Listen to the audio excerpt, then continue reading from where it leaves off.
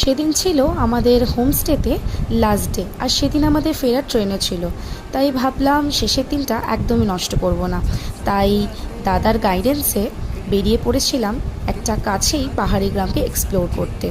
গ্রামটা অনেকটাই ওপরে ছিল, পুরো পথটা আমরা ট্রেকিং করেই গেছি। আর ভিডিও শুরুতে যে জায়গাগুলো দেখাচ্ছি সেগুলো কিন্তু আমরা গ্রামে পৌঁছানোর পরের ভিডিও। গ্রামটা জাস্ট কয়েকটা বাড়ি, কিন্তু চারপাশটা ভীষণই সুন্দর। কত রকমের যে সুন্দর সুন্দর ফল ফুল, কত রকম, আর কতটা ফ্রেশ তা সত্যিই বোঝানো মুশকিল। আর এই যে এখানে হয়ে আছে অনেক স্কোয়াশ। আমরা জানি পাহাড়ে স্কোয়াশ হয়, কিন্তু আমি এতগুলো একসাথে সচরাচর কখনোই দেখিনি।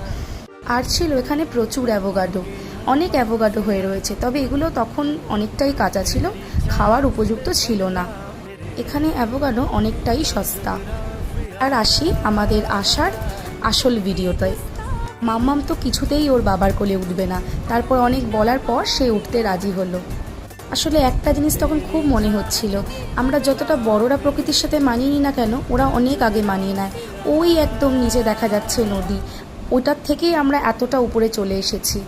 আর রাস্তায় যেতে যেতে যে কতবার থেমেছি তার কোনো ঠিক ঠিকানা নেই, কারণ চারপাশটা যে এতটাই সুন্দর।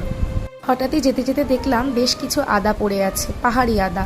চাষেরই হয়তো হবে, তবে পাহাড়ি জায়গায় এত ছোট ছোট জিনিস যেটুকুই পাওয়া যায় সেটাই কিন্তু ভীষণ ভালো লাগে। যেহেতু পড়েছিল তাই আমরা নিয়েছি, একটুও ছিঁড়ে নিয়ে নিই। হাঁটতে হাঁটতে আমাদের সবারই জলতেষ্টা পেয়েছিল। পাহাড়ি পথে কিছুরই যেন কমতি নেই।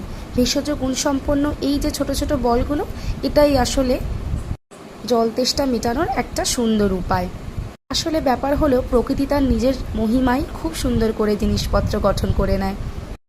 তারপর আসল অ্যাডভেঞ্চার শুরু হলো। আমাদের ট্রেন ছিল, তাই সময়টাও খুব কম ছিল। তাই বীরেন রায় দাদা বললেন একটা শর্টকাট রাস্তা আছে, তবে সেই রাস্তা দিয়ে নামতে হলে উনি আমাদের মেয়েকে কোলে নেবেন, কারণ ওকে নিয়ে ওই পথে নামাটা আমাদের পক্ষে একদমই সম্ভব ছিল না। কারণ ওনাদের অভ্যাস থাকলে আমাদেরও একদমই অভ্যাস নেই।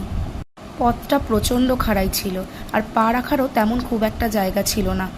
এই জন্যই বলে পাহাড় সুন্দর যেমন তেমন ভয়ঙ্করও।